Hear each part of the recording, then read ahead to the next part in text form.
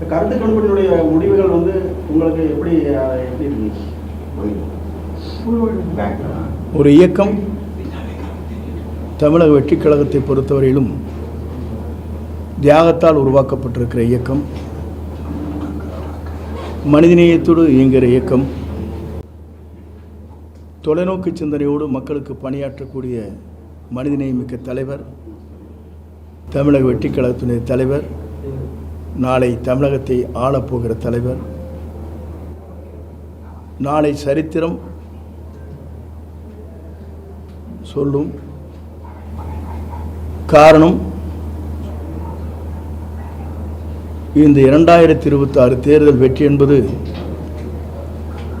சரித்திரத்தில் இடம்பெறக்கூடிய ஒரு வரலாறாக அது அமையும். இந்தியாவை வியக்கும். தமிழக மக்கள் அனைவரும் மகிழ்ச்சியோடு வாழுகிற காலமாக அது அமையும். அதற்காகத்தான் மனிதநேயத்தோடு இந்த இயக்கத்தை உருவாக்கி இருக்கிறார்கள். அது மட்டுமல்ல, ஒரு தியாகத்தோடு இந்த இயக்கத்தை வழிநடத்தி செல்கிறார்கள்.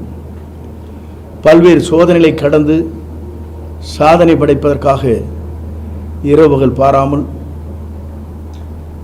எத்தனை எதிர்ப்புகளை தாண்டி தமிழக வெற்றிக் கழகத்துடைய தலைவர் வீரநடை போட்டுக் கொண்டிருக்கிறார்.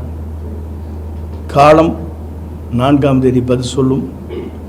சரித்திர வரலாற்றில் இந்தியாவிலே முதலிடத்தை பெறக்கூடிய ஒரே தலைவராக தமிழக வெற்றிக் கழகத்தினுடைய தலைவர் தளபதி அவர்கள் விளங்குவார்கள்.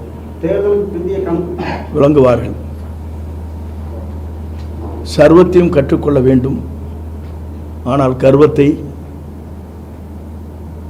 சுயநலத்தை கற்றுக்கொள்கிற எந்த இயக்கங்களாக இருந்தாலும் அந்த சாம்ராஜ்யம் அழிவதை எவராலும் தடுக்க முடியாது.